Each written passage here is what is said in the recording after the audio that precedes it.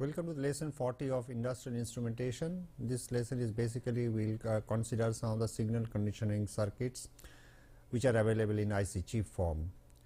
As you know that there are some sensors like LVDT, thermocouple, we need some conditioning circuits. In the case of LVDT, we need some circuits for null voltage reductions, we need some circuit for the phase compensation, because in LVDT always you know there is an input output phase difference. So, that can be killed only in the by using some signal conditioning circuits, because in null voltage also we need some lead lag network type of things for the phase compensation. Like means if I want the input and output should be at the same phase, right, because we need some excitations in the case of LVDT. Now, similarly we have also in the case of thermocouples we need cold junction compensation. For that reasons we have already discussed some chip like AD580, okay, so that has some advantages, AD590. So, but there are some more chips, some chips came out which has more has a better performance. Similarly, we will also discuss this the current voltage to current converter, which is also available in the chip form.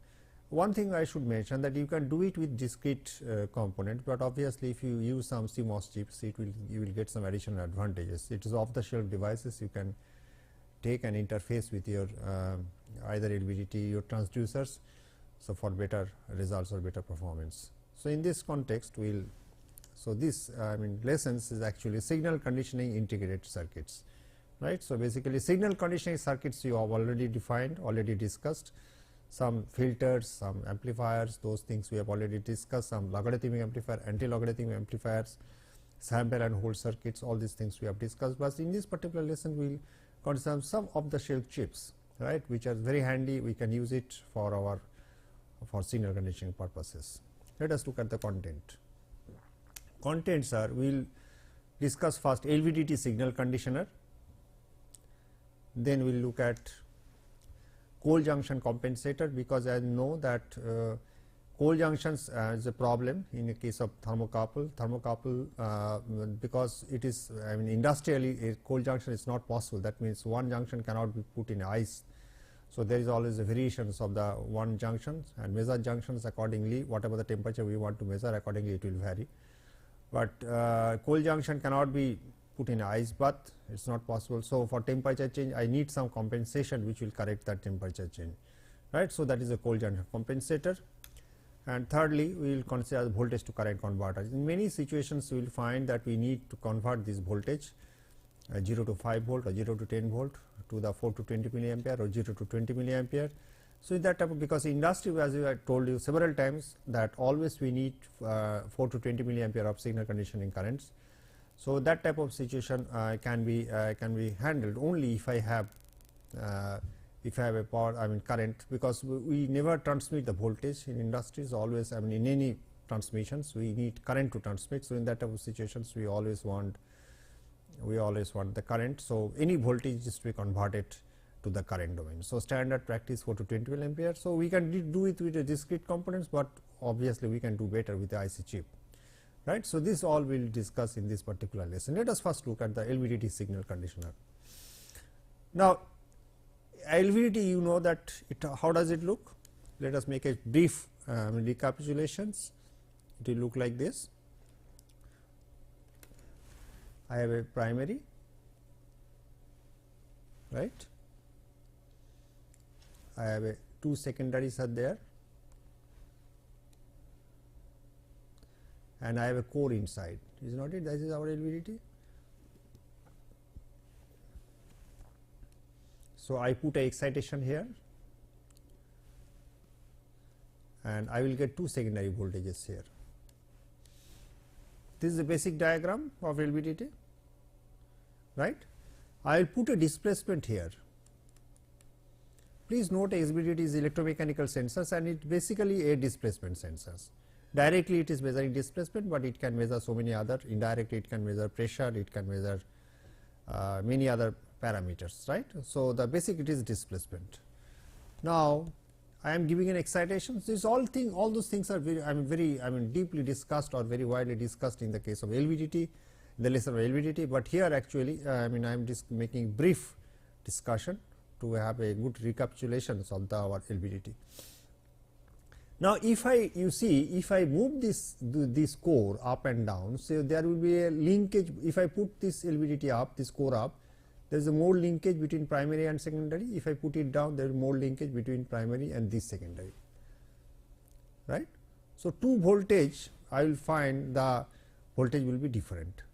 Now, if I put this in opposition, in series opposition like this one, so what I will get, the output voltage will be a function of a function of the displacement x.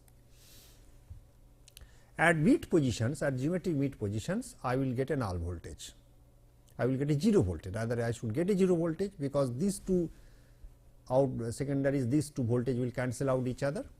So, I will get supposed to get a 0 voltage, but due to mismatch of the secondaries, always will get some non-zero voltage, right. Due to mismatch of the secondary, if I look at the two secondary, I mean looks like this. Suppose this is IS1, one current is IS1, one secondary current is IS1, and one secondary current is IS2, right. But you will find that the two current will not be, it is very difficult to make a two identical magnetic circuits, right. So, two voltages will never cancel out each other. So, there will be a certain residual voltages. That voltage, now if I plot this LVDT, as we know, these all things we have discussed, as I told you several times. X, this is output voltage E naught. So, the response will look like this one. Okay. It should be a straight line, because LVDT is a linear straight line like this one. Clear? This is output voltage. So, if I make a displacement, if I measure the magnitude, it will look like this one, because it is AC voltage. So, I will get a amplitude. So, this will be plotted.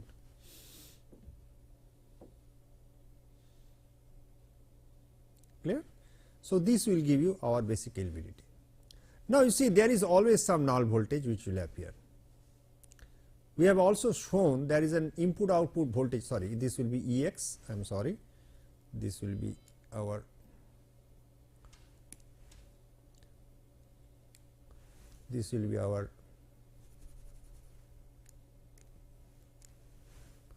sorry. So, this will be actually Ex excitation, right. Now, for this movement you will always find there is a output voltage, and this excitation voltage, there is a phase difference between input and output, which is undesirable properties. Now, all these things you will find the null voltage cancellation, and always whenever you are using an LVDT, I need a separate excitation voltage, right, separated, because that is like a bridge. As you know, we use a Wheatstone bridge. Wheatstone bridge also need an excitation, either DC or AC, it does not matter, but in the case of LVDT, since we are using transformer, so always there is an excitation. So, this can be easily avoided if I use a particular chip available, right. So, this excitation also inherently you can vary the frequency of excitations, right, and I am getting output voltage which is free from all these problems. Let us go back. Now, the input to LVDT, which is linear variable differential transformer, is a displacement of the core, and its output is a pair of AC voltages proportional to the core position. As we know, this is basic LVDT. It is an electromechanical transducer consisting of a primary winding energized by an external sine wave reference sources, external sine wave reference sources, please note always we need this source outside, and two secondary windings are usually connected in series opposition. This we have discussed in details when we covered the LVDT. The movable core change the flux linkage between the primary and secondary windings, which is giving a non-zero output voltage E naught. Now, LVDT signal conditioner circuit is AD598, it is highlights of the chip, what are the, so this is the chip number is AD598 developed by the Analog Devices. AD598 is a monolithic IC to be used with an LVDT for signal conditioning purpose. A complete transformation of displacement or mechanical position to DC voltage, both unipolar and bipolar, is possible, okay, directly, because we have seen that to make it sensitive, phase sensitive, I need a phase sensitive demodulator. So, those things also can be eliminated if I use this AD598. So, this three most important things which we need to use an LVDT. I need first of all I need a source, okay, excitation voltage is necessary. I need is a null voltage, null voltage reduction circuit that will make the null voltage 0. That means at the geometric position 0 position there should be the 0 null voltage. Thirdly, I need a phase sensitive demodulation circuit. That means phase sensitive demodulation circuit is something like that, on which side of the null position the core lies, it will be detected by the phase sensitive demodulation circuit. That means if I use an LVDT, you see that we have seen that if I put a displacement x, I will get a output like this one. So, on you see on both, this is a null position, this is a null position, this is output voltage 0. On both side of the null I am getting a non-zero output voltage. So, it is very difficult, looking at the voltage is very difficult to tell on which side of the null actually the core lies. So, what I can do like this one.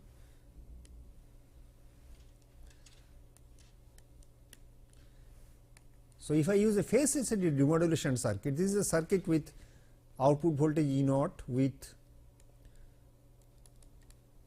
phase sensitive demodulator, phase sensitive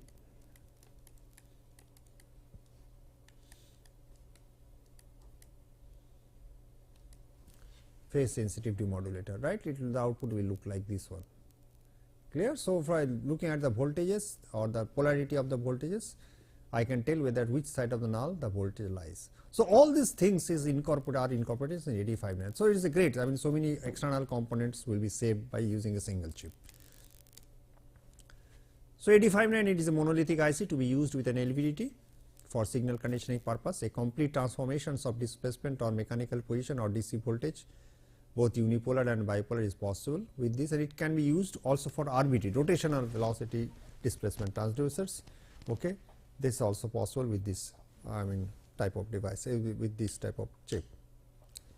8598 accepts a wide range of input and output voltages. These are all the features whatever can, and frequency. It can drive an LVDT primary with up to 24 volt RMS and accept secondary input levels as low as 100 millivolt RMS, right. Hence, it can be used with almost all types of LVDT. That means you see that LVDT, the primary can go up to 24 volt RMS. The excitation frequency is determined by a single external capacitor, okay, by using a single extra which is outside the chip. By excitation frequency of the LVDT can be determined by a single external capacitor. The range is 20 Hz to 20 kHz. Moreover, the input signal need not be synchronous with LVDT primary drive. Thus, an external primary excitation of any desirable frequency can also be used, right. This is another most important thing.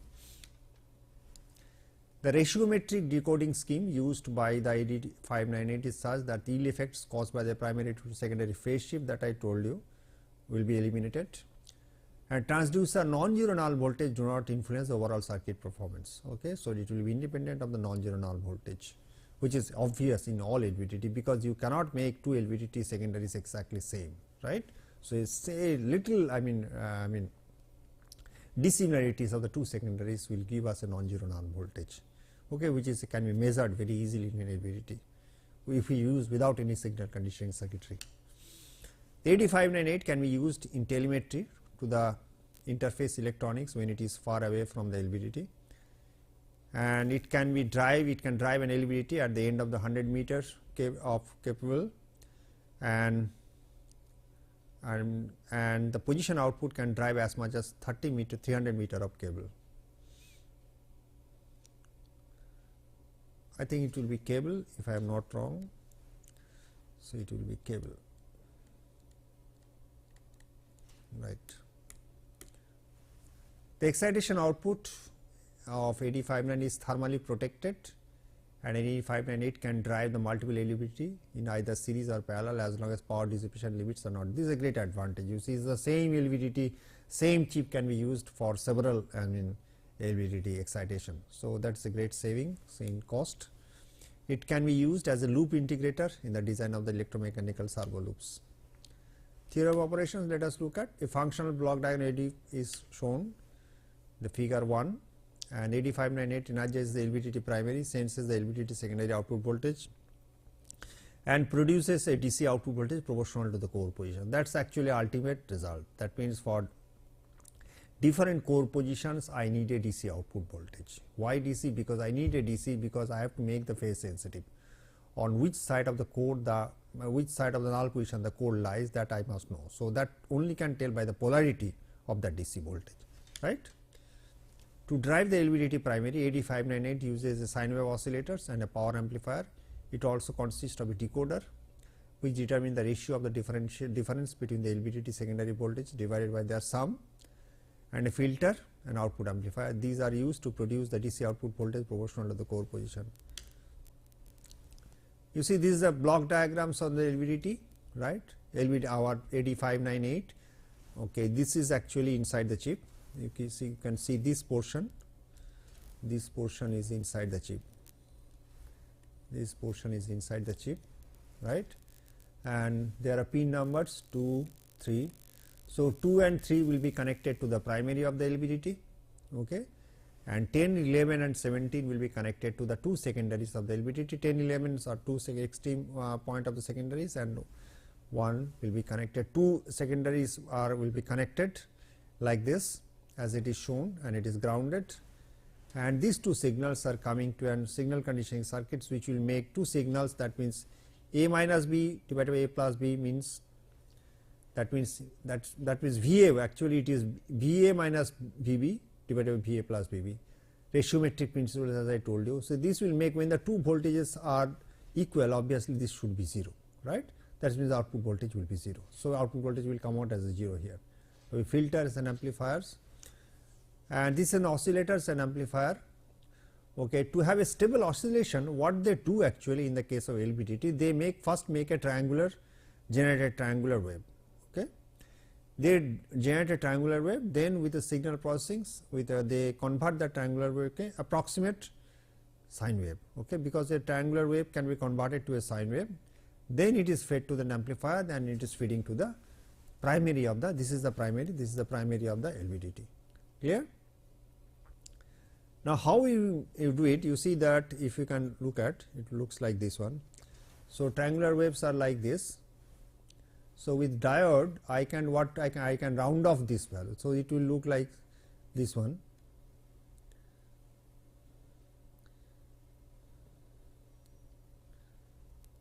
Like this one, though it is not exactly sine wave, but for most of the purposes it will suffice. It is a continuous form.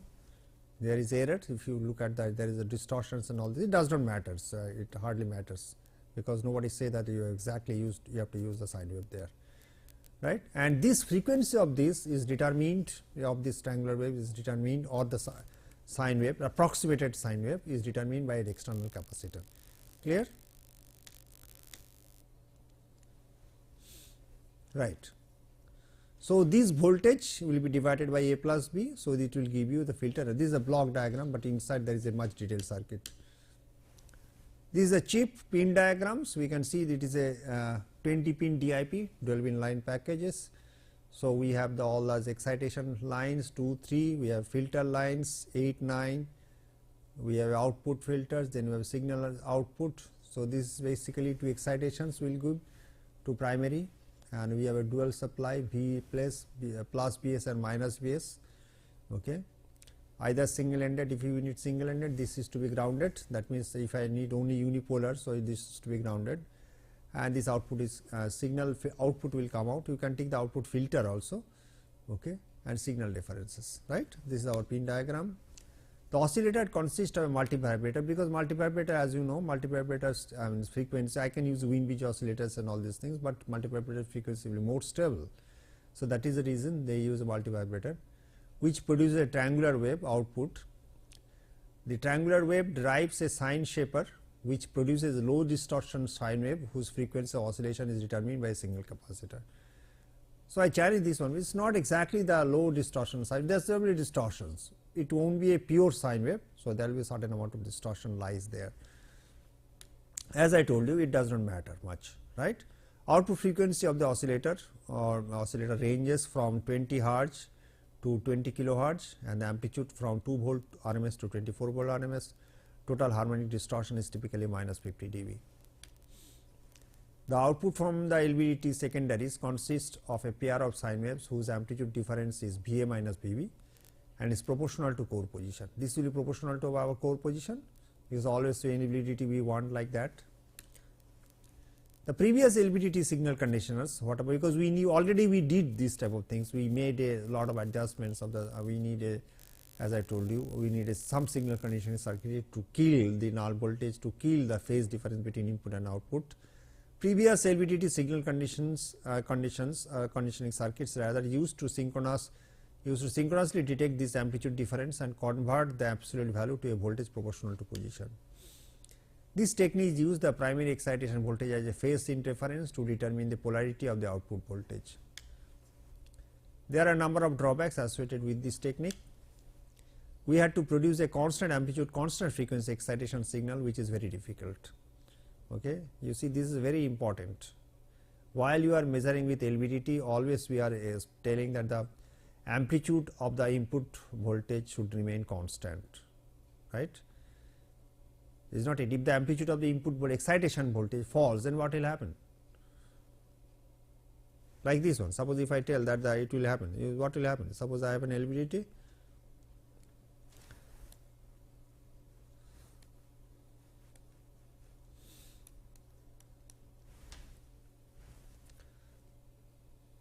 so this voltage should remain constant, excitation of the EX will remain, amplitude of the EX should remain constant, it should have a constant frequency also. Otherwise, what will happen if suppose for some reason this amplitude falls, this output voltage also will fall. Suppose this is series opposition, output voltage, that is undesirable, because only the output voltage amplitude will tell me the exact position of the core. So, I will get some ambiguity, but that is not possible in this particular chip, because we are using ratiometric principle. They are using some ratiometric principle. So, it does not matter, I mean, if the input voltage frequency falls or rises, okay, automatically output voltage will be independent of that. So, I do not need a constant amplitude, constant frequency signal, right, though it is internally generated, for some reason or the other if the amplitude falls, it does not matter. This technique requires compensation for LVDT primary to secondary phase shifts. This technique requires compensation for LVDT primary to secondary phase shifts. Also, these shifts varied as a function of temperature and frequency, adding to the complexity of the compensation method. Okay. So, this all thing can be avoided. So, 8598 eliminates all of these problems. Let us take one by one. It does not require a constant amplitude, because it works on the ratio of the difference and sum of the LVDT output signal. So, automatically it will cancel out, right. So, any change, any variations of the input excitation voltage, frequency, and it will be automatically cancelled out. A constant frequency signal is not necessary, because the inputs are rectified, only the sine wave carrier magnitude is processed. Input voltage will be rectified and the sine wave carrier signals will be processed. The phase shift between the primary excitations and the secondary output is not important, because the synchronous detection is not employed, right. This is another advantage. The ratiometric principle used in 8598 requires that the sum of the LVDT secondary voltage remains constant with LVDT stroke length. Okay. Stroke length means that length through which the LVDT travels, right, that is called the stroke length. Now, next signal conditioning circuits I am going to discuss is the thermocouple signal conditioners using 8594 and 8595. Okay. Because some, I mean, thermocouples always we have seen that we need a cold junction compensation, which is a headache for thermocouple, because ambient temperature may vary, but that does not influence my reading. Suppose I am reading a thermometer with a thermocouple at temperatures of 700 degrees centigrade. If my ambient temperature varies from 5 degree to 40 degrees centigrade, it should not influence my reading. So, that is only possible if I use this type of cold junction compensation. Cold junction compensation chip was already there, but this is the improved chip, okay, compared to the whatever the cold junction compensation chips, and it eliminates many additional circuitry which is necessary along with the 8590 or 580. And features of the chip: it is a pre-trimmed for J type or type K thermocouple. As you know, industry we always call thermocouple by J, K, SRT, depends on the what particular alloys they are using. So, it is pre-trimmed for For J type it is 8594, for K type, which is most widely used thermocouple in industry. Okay. It can be used with type T thermocouples inputs also, which is a platinum rhodium thermocouple. Platinum rhodium thermocouple, I should say. Platinum rhodium is a positive voltage and negative, and platinum is a negative. It has low impedance voltage output of 10 millivolt per degree centigrade and a wide power supply range of plus 5 volt to plus minus 15 volt. It has built-in ice point compensation. Okay. It has inbuilt devices like thermocouple failure alarm, because if the thermocouple junction is open, so that some alarm should be given, which is not their previous thermocouples. It will give some alarm, some voltages which can be energy which can be used to some trip, some alarm, so that the person in the process know that this thermocouple is out of order. And a self-contained Celsius thermometer operation is also possible. Okay, direct readings of the thermometers in temperature degree centigrade is possible. There is another advantage. It has a low power, it is less than 1 milliwatt typically, and high impedance differential input is there. So, common mode noise problem can be immediately eliminated. Basics of thermocouple. One of the most widely used devices for temperature measurement is a thermocouple. It works on the basic principle that when two dissimilar metals are joined at both ends, just have a short or brief recapitulations of the thermocouple. Thermocouple we have covered in details, but let us have a small discussion, because all these chips are related to the thermocouples. This particular two chips what we talked about is related to thermocouples. So, let us briefly discuss principles of thermocouple. It works on the basic principle that when two dissimilar metals are joined together at both ends, one end is heated, a current will flow. Now, if the loop is broken and the center, an open circuit voltage Seebeck voltage is generated and is proportional to the difference in temperature between the two junctions. We all know this thing, right. Therefore, and in determining the temperature of the measuring junction, the reference junction temperature must be known, right, because it is the difference of temperature which will actually give us the voltage, right. If the two junctions are the same temperature, output voltage will be 0, right. So, the difference, that means the ice point or the reference junction temperature, which is not varying, which is supposed to be at the ambient temperature, should be known. An ice bath provides a well defined temperature of 0 degree centigrade for reference junction, but that is not possible in any process industry. Okay, this we can see the thermocouple loop. You see, I have a measuring junction here, right. I have a measuring junctions. Let me take this one. I have a measuring junction here. Okay. I have a reference junction. This is at ice point at 0 degree centigrade. Okay, degree centigrade. I have broken. If it is not, if no voltmeter is connected, then what will happen? I will get a current through it. Okay, but if I break it, so open circuit, so I will get a voltage. So, this voltage is proportional to the difference of the temperature T1 and T2. That means that Vt1 minus Vt2 is a function of T1 minus T2. As the temperature is higher and higher, temperature difference is higher and higher, T1 minus T2 is higher and higher, I will get a higher value of the voltage Vt1 minus Vt2, right. This is the basic, principles of a thermocouple. A voltmeter is used to measure the voltage developed as shown in the figure, and two additional junctions J2 and J3 are formed at the connection between the thermocouple connecting wires to the meter, because that cold junction is not there in industry, as I told you. Excuse me. These two junctions produce opposing voltage within the thermocouple loop, right. So, one of the most important thing is that you have to, this should be isothermal block. I will show you in the next figure. Using an isothermal block at the point of connection keeps these junctions in thermal equilibrium and produces equal and opposite EMF. So, cancelling that will not come in the net output voltage, not net EMF voltages. Therefore, the measured voltage is the difference in potential between the measuring junctions and the isothermal block, which serves as the reference junction. You see here, fine. I have a thermocouple with material A,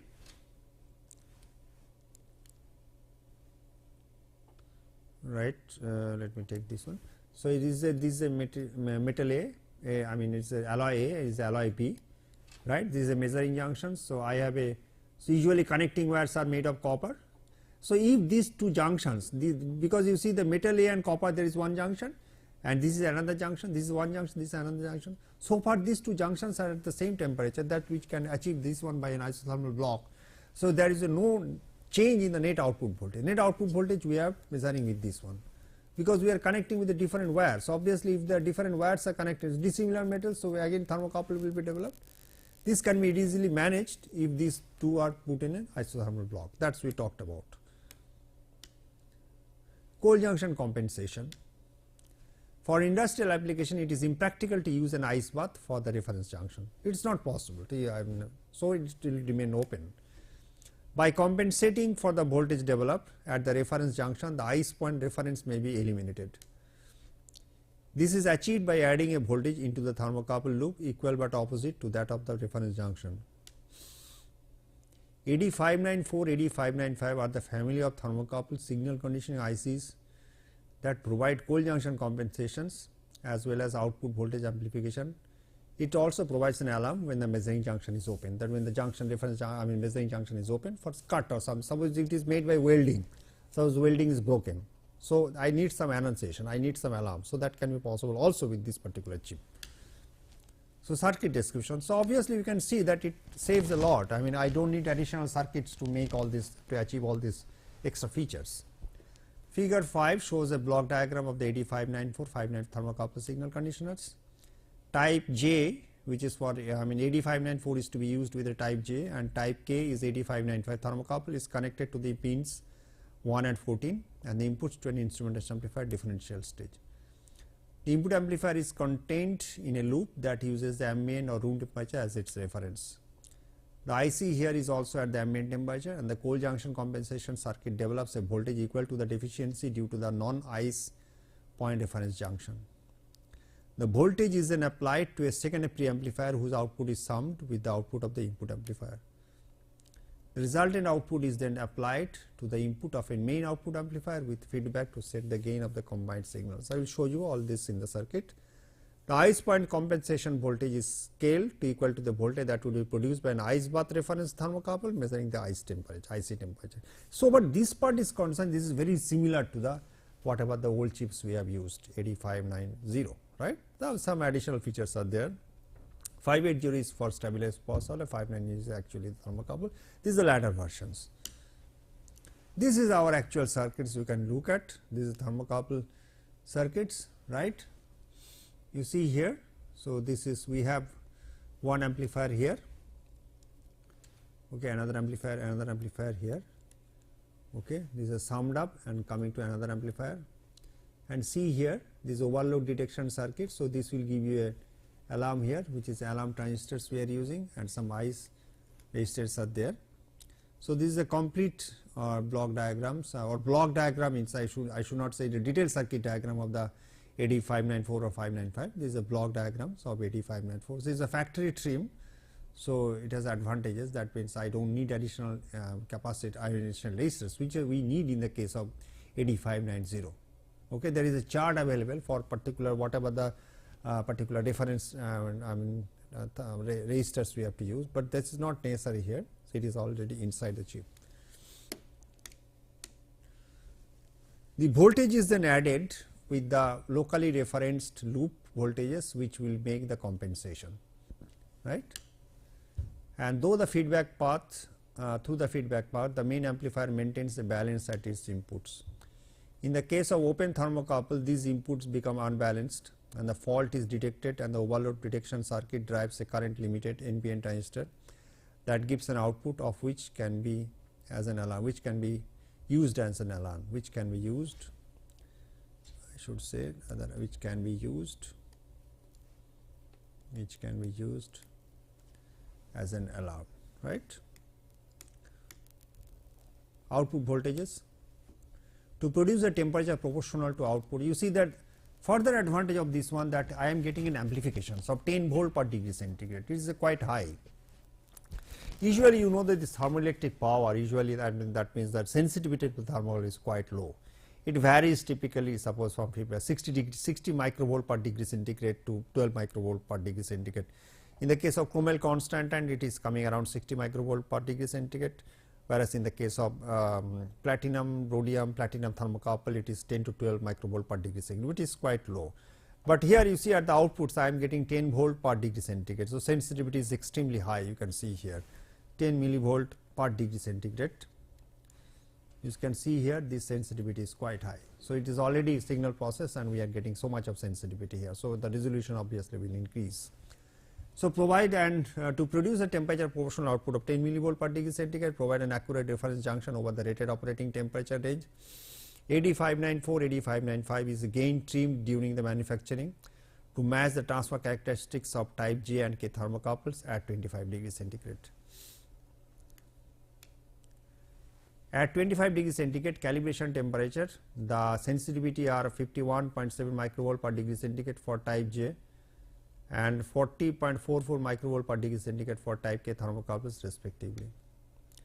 This gives a gain of 193.4 for AD594 and 247.3 for AD595 to realize a output of 10 millivolt per degree centigrade output. Okay. Although the device is trimmed to give an output of 250 millivolt, an input offset error is induced in the output, an amplifier resulting in offset of 16 microvolt and 11 microvolt for the AD594 and AD595 respectively. The actual output can be calculated using the following equations. What are the equations? Output of AD594 voltage J type plus 16 microvolt multiplied by 193.4. Okay, this is the actual output voltage I will get from this circuit. And in the case of AD595, I will get a output AD595 voltage K type plus 11 microvolt into 247.3, where the type J and K voltages are taken from table reference to 0 degree Celsius. All the tables are available. So, I am for the reference I am giving this table. Okay. So, is J and K. J is the iron constant and K is the chromium alloy. These are the most widely used thermocouple in industry. So, maximum temperature range 0 degree to 750 degree centigrade. So, within that range I am getting a 0 to 42.283 millivolt, and in this case 5.973 to 50.633 millivolt, right. So, this is the range I am getting of voltage swing I am getting. Thermocouple output is linear only over a narrow temperature, that is thermocouple is a non-linear devices.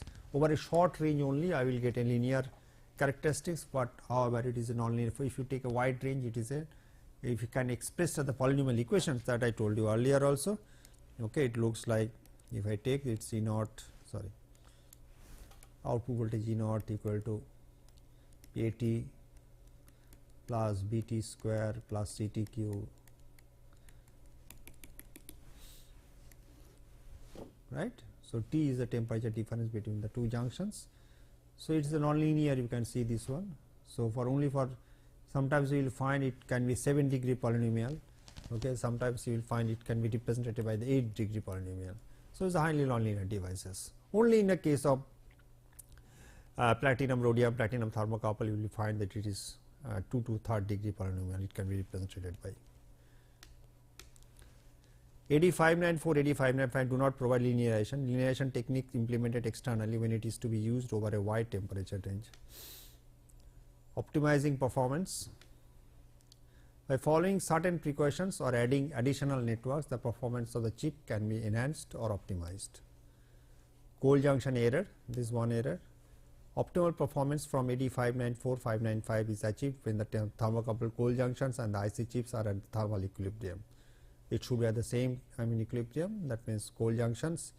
So, if we put usually if I put the AD594 and AD595 very close to the isothermal junction, that means where I am taking the connecting the copper wire from the alloy wire of the thermocouple. So, this will satisfy this statement, cold junctions, the cold junction errors will not be there. By avoiding the placement of heat generating devices or components near the chip, this can be achieved. Okay. So, we cannot, if I put far away any heat generating like transformers or any that type of things, that can be easily achieved. This problem can be easily solved. Soldering. The proper soldering technique is to be implemented to bond the thermocouple to the printed circuit boards. Okay, proper, with typical flux and whatever other thing, that means there should not be dry soldering, that type of thing. Cleaning the thermocouple wire to remove the oxidation before soldering helps, because you see that thermocouple, some of the thermocouples like iron constants are very prone to oxidation. Okay, so that so if it is prone to oxidation, we must clean it before soldering, because two wires is to be soldered. either shoulder or welded, whatever it may be. Okay. Even if you can just tie like this one, 2 wires, so it will work, but I need for physical strength, I need either soldering or welding. So, soldering, if you do, you should first clean up those junctions, those portions, then we weld or solder it. Basic current return. The input instrumentation amplifier of the chip requires a return path for its input bias current, and this should not be left floating. If the thermocouple measuring junction is electrically isolated, then the pin 1 of the IC should be connected to pin 4, the power supply common. In some cases, tying the thermocouple directly to common is not possible. A resistor is connected between pin 4 and pin 1. Will satisfy that bias current return path, but will however generate an additional input offset voltage due to the 100 nanoampere bias current flowing through it. If it is the grounded thermocouple, or if it is a small common mode potential is present, it is recommended not to connect pin 1 and pin 4 together, right. Now, last of these particular lessons, we will discuss some programmable isolated voltage to current converters 1B22. Okay. This is also many places we need because we cannot transmit current, we cannot transmit voltage, we have to always transmit current. So, I need this type of converters in many places whenever I am getting a signal, pneumatic signals or anything which is to be converted in voltage first, then to transmit to the actual point of control, that which is mostly for the PC. So, I need a voltage to current converter. So, all these things can be achieved by this chip 1B22. Let us look at the details of this one. Features: internal isolated loops, supply drives 1000 ohm load. So, it has a large load, it can be supplied. Pin programmable inputs, I can have 0 to 5 volt or 0 to 10 volt input, I can have 2 0 to 5 volt. Usually typically you will find in process industries you will have 2 types of either 0 to 5 volt, 0 to 10 volt. Output I can have either 0 to 20 or 4 to 20 milliampere. So, pin programmable outputs, pin programmable inputs and pin programmable outputs 4 to 20 milliampere or 0 to 20 milliampere. High input to output isolation, okay, high input to output isolation, okay, 1500 volt RMS. So, it is a large isolation that is very much necessary, okay, to to satisfy to protect my other instruments. Normal mode output protection, that is 240 volt RMS. Low nonlinearity, it is plus minus 0.02%, that is also great advantage. High CMRR, it is 90 dB. So, common mode rejection ratio is quite high. General description: 1B22 is an isolated voltage to current converter that incorporates transformer isolation to achieve high performance and automated surface mount manufacturing for low cost and increased reliability.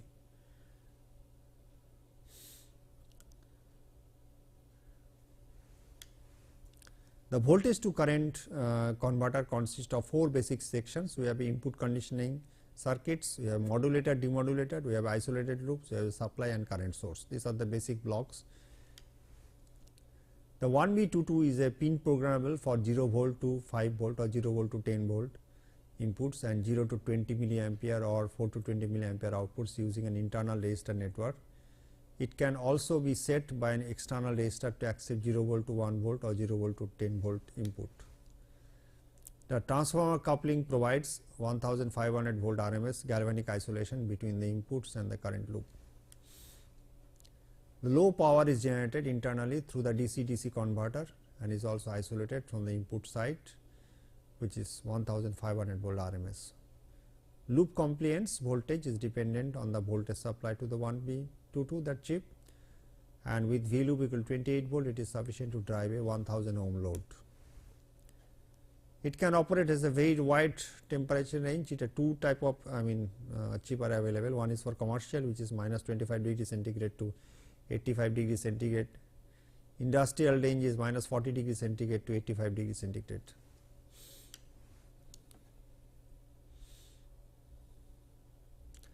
This is resistor network. You see these are our basic block diagrams of our these isolations. You see the power isolation, this is a signal isolation. So, all these isolations that are there in this particular, we have oscillators here. Okay, this is our entire chip, okay, of this 1B22. This is an input 1 and input 2, you can see, which is coming. A 4 milliampere is to be this one. The conditioned and the signal is modulated to generate a square wave that drives the transformer T1. The peak to peak amplitude of the signal is proportional to V in. This is the transformer T1, please note. This is the transformer T1, this is the transformer T1 and this is the transformer T2. This is the transformer T1 and this is the transformer T2.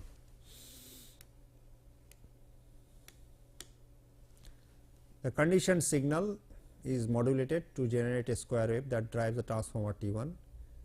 The peak to peak amplitude of the signal is proportional to V in, right. So, that is actually what we want. An internal high stability reference with a nominal output voltage of 6.4 volt is used to develop a 4 milliampere offset for the 4 to 20 milliampere of current loop output. After passing through the signal transformer T1, the amplitude modulated signal is demodulated and filtered by a single pole filter, that means first order filter. This filtered output is the control signal for the voltage to current converter stage.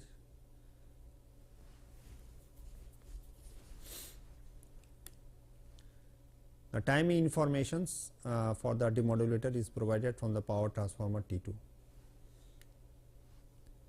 The 1B22 outputs are protected from the accidental short circuits to AC line voltage up to 240 volt RMS, that is already specified. Now, DC to DC converter consists of a power drive, power transformer T2 and a full wave rectifier and a filter, right. Now, this DC to DC converter provides the power for the output circuitry as well as the isolated components voltage for the loop, and this voltage is proportional to V loop on the input side, right. So, this will give everything, this will give our power supplies also. So, the DC to DC converter is necessary. The 1B22 requires a plus minus 15 volt supplies to power the input side circuitry and plus 14 volt to plus 30 volt supply for the DC to DC converter. So, basic interconnections we can see here, the basic interconnections are shown in figure. Next slide. For 0 to 5 10 volt signals, either IN1 and or IN2 can be used for input. For 0 volt to 5 volt signals, jumper IN1 to IN2, right. So, this is to be shorted. For 4 to 20 milliampere of operation, the 4 milliampere, this also we call is the pre-programmable, right, programmables in that sense. That means input is programmable and that is output is programmable here. For 4 to 20 milliampere operation, the 4 milliampere offset node should be jumped to the S node, while for 0 to 20 milliampere operation it should be tied to the common, right, because 4 milliampere is not necessary. The functional diagram of the resistors networks in the 1B22 is shown in figure 8. This is our functional diagrams. Okay, you can see here how it works actually. Input 1 and input 2, this is a resistor network 4 milliampere offset. Okay, so we are using some capacitors here. So we have a transformers, we are showing like this one. These are the basic two transformer T1, this is our T2, this is a rectifier loop supply. You can see here, so how the resistors networks are connected, right. These are resistor networks in 1B2, this particular chip. What are the internal networks? These are all inside the chip, you can see. We have a 6.4 volt reference voltage which can be generated by Zener. Applications, we have a lot of applications. We have multi-channel process controls, we are using this particular chip. Okay. This multi-channel process controls, we can have in process controls we always need this conversion from 0 to 5 volt to 4 to 20 milliampere of current. So, that is possible. DA converter, current loop interfaces. Then we have analog transmitters and controllers, where I have to transmit that signal. Okay, many places, even though it is digital, but transmitter is analog. because to the computer when it will go, it has a data acquisition systems at the input, so it will convert in the digital domain, but before that from the sensor through the transmitter it will go. So the transmitter itself, this 4 to 10, this 1B22 will be incorporated within the transmitter. That means which will convert, so like pH, suppose pH, whatever the voltage I will get, that convert to the current of 4 to 10 milliampere, that can be achieved there. Remote data acquisition systems, this also can be used because it has a transmission capacity of over a large distance of 4 to 20 milliampere, even though current is, that can be sensed, that can be used as a data acquisitions signal. So all these features are there in the case of this particular chip. So these had several advantages, this particular chip, because always you are getting a stable 4 to 20 milliampere of current in these cases, right. And with this I come to the end of this particular lesson.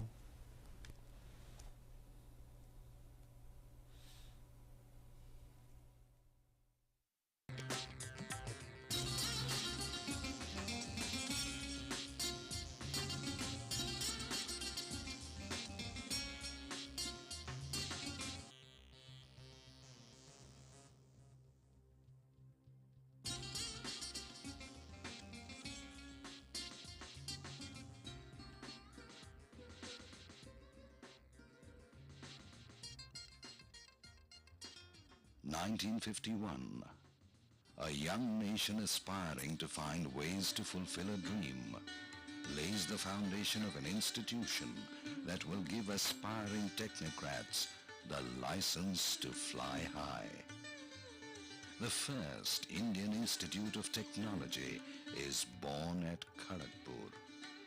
Founded on the basis of the recommendations of the NR Sarkar Committee that was set up in 1945 to consider the development of higher technical institutions in India, the institute was first established in 5 Esplanade East, Kolkata, before it moved to Kharagpur in 1951.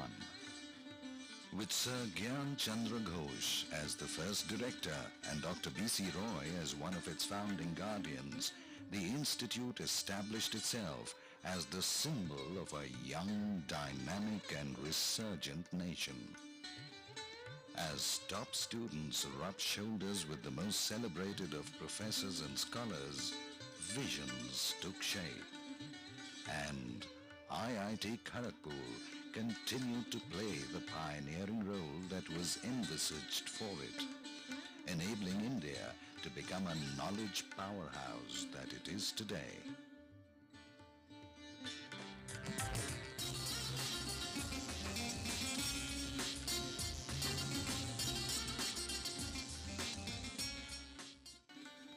At every stage of its evolution, IIT Kharagpur remained ahead of its times. It provided the best of facilities for the budding technologists, helping them shape their own as well as the nation's future. Indeed, today, IIT Kharagpur has blossomed into a time-tested, venerable institute of learning. With the rich experience of converting individuals into brilliant professionals through 50 glorious years. As you cross the campus gate, you feel the distinct nip that is IIT Kharagpur. The spirit of objective inquiry and lateral thinking hangs heavy in the air. The modern township-like campus of IIT Kharagpur, set in sylvan surroundings, is self-sufficient in all respects. From modern banks to the good old post office, from vast playgrounds and well-equipped gyms to modern auditoria and open-air theaters, and from the quiet fiber-optic linked residential quarters for the faculty to the web-enabled hostel rooms for the students. At IIT Kharagpur, lush green bowers of tranquility coexist with smart cards and ATMs. Spread over 690 hectares of sprawling cyber habitat 120 kilometers from Kolkata, IIT Kharagpur is one of the largest network campuses in Asia. Just the academic complexes itself spreads over a built-up area of about 2 million square feet, of which 150,000 square feet is the new complex that commemorates the Golden Jubilee celebrations. And that's not all. It is the only IIT to have conquered territory beyond its own through cutting-edge courses offered in its extension campuses at Kolkata and Bhubaneswar. IIT Kharagpur is not just about its large campus, but its diverse range of activities. It offers the widest spectrum of disciplines, ranging from aerospace, biotechnology, cryogenics, to architecture, mining and agricultural engineering, supported by strong faculties of sciences, humanities and management. There are more than 30 departments and centers that offer the largest number of undergraduate and postgraduate courses amongst the IITs. The courses are ever evolving and show the way for other sister institutions.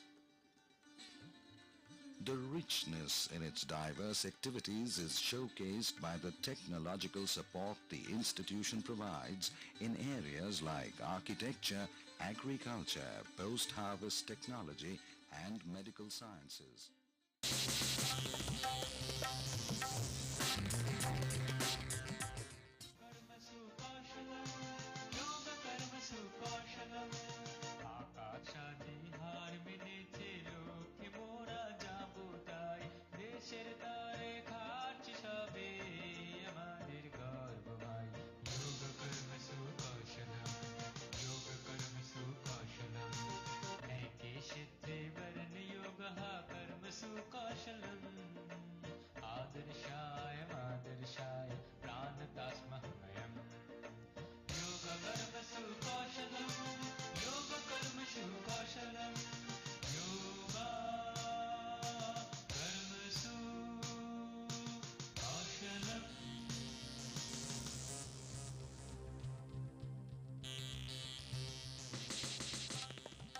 Indeed, in this Golden Jubilee year, as the celebration continues, Pandit Nehru would surely have been a proud man today.